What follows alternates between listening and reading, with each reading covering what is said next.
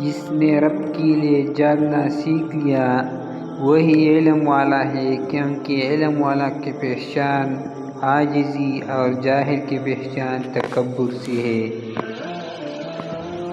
جب تم دنیا کی مفلسی سے تنگ آ جاؤ اور رزق کا کوئی راستہ نہ نکلے تو صدقہ دے کر اللہ تعالیٰ سے تجارت کر لو۔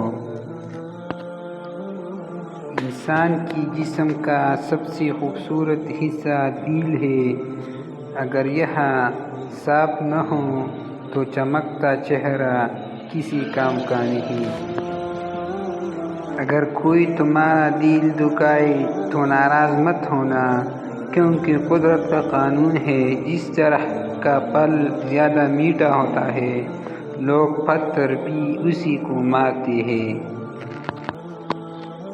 وہ نفرت بہت نقصان دہ ہوتی ہے جو آپ کے ساتھ رہنے والے شخص دل ہی دل میں آپ سے کرتا ہو۔ بے شک زندگی تھکا دینے والی چیز ہے، اور جب تم تھک جاؤ تو اپنے رب کو یاد کرو، کیونکہ سکون تو صرف اللہ تعالیٰ کے ذکر میں ہے۔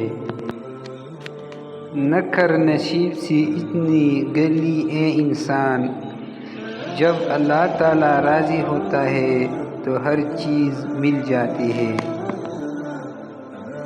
دنیا میں 1000 رشتے بناؤ، لیکن ایک رشتہ ایسا بناؤ جب ہزاروں آپ کے خلاف ہوں تو وہ ایک آپ کے ساتھ ہو۔ دنیا والی زیادتی کرے تو مسکراتے ہو معاف کر دیا کرو۔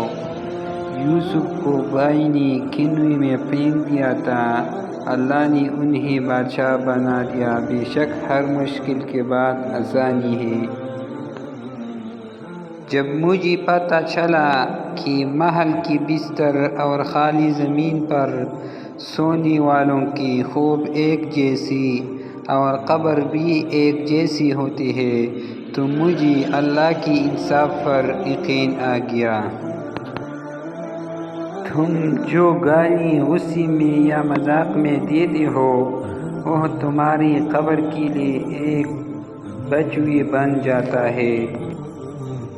محبت اور دوستی یہ دونوں چیزیں ہر طوفان کا سامنا کر سکتی ہے، مگر ایک چیز ان دونوں کے ٹکڑے ٹکڑے کر سکتی ہے اور وہ ہے غلط فہمی۔ انسان موت سے بچنے کی کوشش کرتا ہے لیکن جہنم سے نہیں، حالانکہ وہ جہنم سے بچ سکتا ہے لیکن موت سے نہیں۔